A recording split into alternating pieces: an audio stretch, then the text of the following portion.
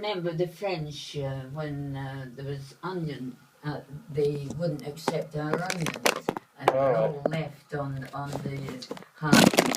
harbour, rotting because they wouldn't accept them, and they wouldn't accept our beef either.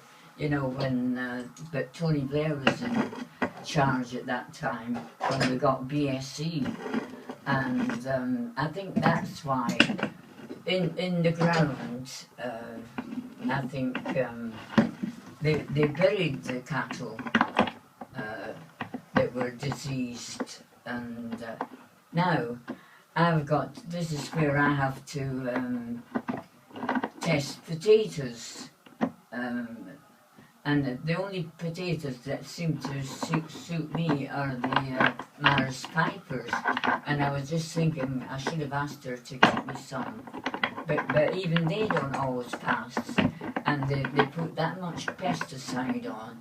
And I do remember we had a caravan and it used to be parked at Scarborough, well, near Scarborough, and at the farm. But he was having kittens one time because he'd got a field of potatoes, and he had to, he'd sprayed them with this, what do you call it, well, you would call it a pesticide, I suppose, to make the shawls die down. But you'd got to leave the potatoes in the ground for 3 weeks. Because they would have been poisonous, and he nearly had a fit because somebody had gone and taken some, and they weren't ready for being harvested. Yeah.